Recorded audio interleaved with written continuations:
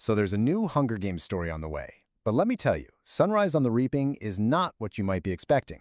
Today, we're going to dive deep and break down why this prequel is shaping up to be the darkest and maybe the most pivotal chapter in the entire saga.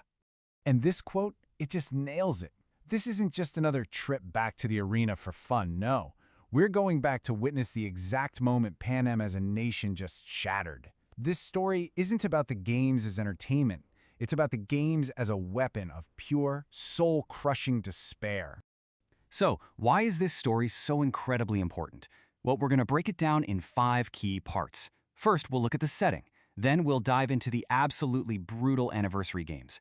After that, the tragedy of a young Hamish Abernathy. Then we'll explore this twisted idea of victory being a trap. And finally, we'll pull it all together to see why this might just be the darkest story in the franchise. All right, first things first. Let's get our bearings. We've got to understand the world we're stepping into, because this is long before Katniss Everdeen. We're in a version of Panem where the Capitol doesn't even bother hiding its cruelty behind a polished, TV-ready smile. And that right there is the crucial difference.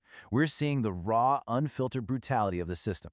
The Capitol is only just starting to figure out how to package raw terror into a spectacle for the masses. This makes this moment foundational, the origin story of the Hunger Games as we know them. So what's at the very heart of this story? Well, it's the main event, the 50th Hunger Games, also known as the Second Quarter Quell. And a Quarter Quell, as you know, isn't just your standard issue Hunger Games. Oh no.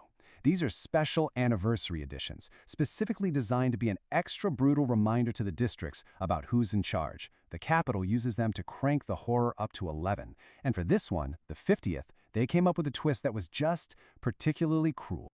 The entire design for this year's games, the whole horrifying gimmick, boils down to this one simple multiplier: 2 times. So, what does that actually mean for the kids being reaped? Well, here's the Capitol's cold, hard math.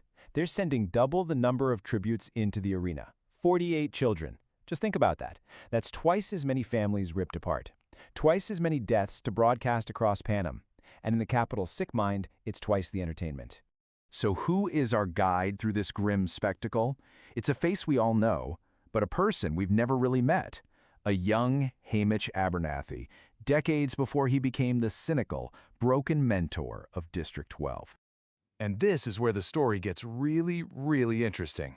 We're not meeting the Hamish we know. We're meeting him as a boy, someone who still has a little spark, who thinks maybe, just maybe, he can outsmart the system, and knowing the man he becomes makes that starting point all the more tragic. And this brings us to what might be the central theme of this entire story. The terrifying idea that in the Hunger Games, winning isn't the prize. Winning is the cruelest punishment of all. You see, the arena here isn't just a battlefield.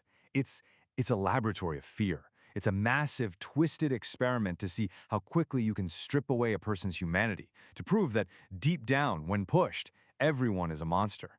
Because this is what happens after you win.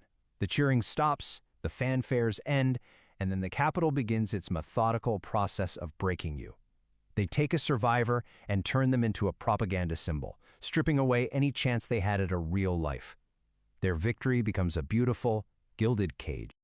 Okay, so let's move to our final section. Let's see how all these pieces, the brutal setting, the horrific games, the doomed victor, all combine to create what is, without a doubt, the bleakest story in the entire franchise. Think about the original trilogy for a second. Even in the darkest moments, you had those small glimpses of hope, right? A bit of romance, a flicker of rebellion. All of that is gone here. There is no light at the end of this tunnel. Every choice is simply between a bad outcome and an even worse one.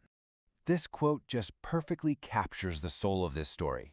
The Capitol's ultimate goal isn't just to kill children. It's to corrupt the very soul of the one who survives, to force them to do things that will haunt them forever.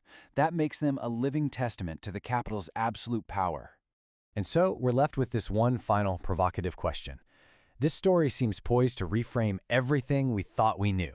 It suggests that maybe, just maybe, the first spark of defiance wasn't the Mockingjay. Maybe it was planted decades earlier by a boy from District 12 who won an impossible game and paid for it for the rest of his life.